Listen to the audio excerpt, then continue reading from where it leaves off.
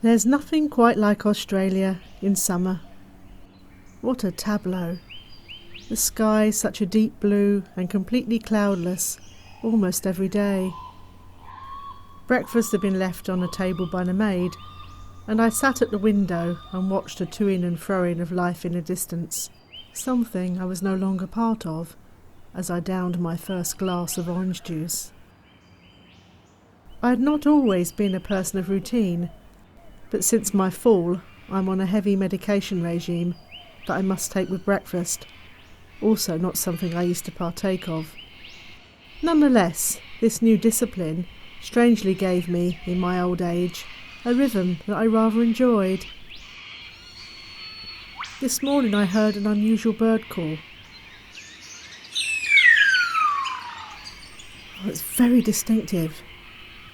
I stood up, leaning heavily on my stick, lowering my gaze to the neatly clipped shrubs, before settling on an uncommon sight. Well, at least for me anyway. On a branch of my Logan apple tree perched a male Satin Bower bird. I leaned on the sill and whistled to him, expecting him to fly away, but he didn't, his piercing sapphire eyes watching me. Sapphire is my birthstone. I fingered my wedding ring, a significant-sized square-cut sapphire, encased with shoulder-cut diamonds, crafted in white gold. It was all I had left of my husband, and I cherished it, hardly ever taking it off. With much cooing, whistling and whispering, I wooed the Satin Bower bird. Come on then, beautiful, lovely. Every morning he appeared, and those eyes, those blue peepers, always watching me. It seems that my Satin Bower bird was also a creature of habit. Now he'd grown even bolder, flying to my windowsill, the sunlight accentuating the iridescent two-tone sheen of his black feathers. Such a noble, beautiful creature. Last week I moved my more comfortable chair next to the window, so as to watch him while he watched me, still making the curious noises. One morning, risking all, I reached out to touch him. His eyes followed my hand.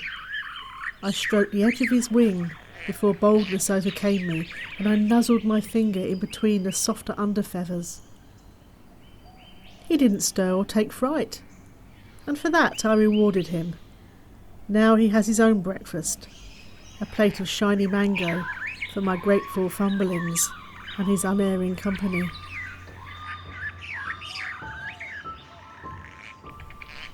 Two faithful months passed, and I looked forward to his daily visits until one morning something seized me fast, maybe a stroke. My friend observed me with his piercing blue peepers, knowing I was near the end, and when I lay finally with no breath in me, he flew onto my chest. Taking a last look into my lifeless eyes, he slipped the sapphire ring from my bony finger and took flight. At the bower, he rearranged some displaced twigs, made sure the entrance was tidy, and placed the sapphire ring at the very top. It caught the sunlight, sparkling and glinting. He reorganised the feathers, blue plastic milk tops and blue drinking straws surrounding the bower, while a curious female inspected every nook and cranny. The male Satin Bower bird danced and pranced, making his curious whistles and tweets.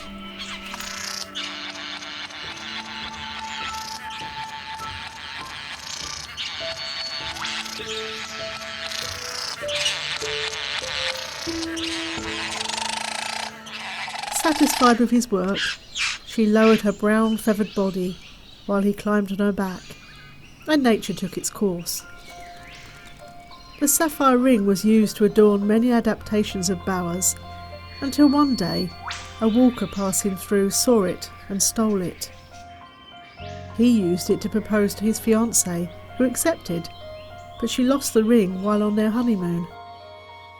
The discovered ring ended up on a finger of a young actress who was heading back to Australia, and she wore it until she was an old woman, who on her deathbed passed it to her son to give to his wife, who in turn gave it to her daughter-in-law who was marrying her son.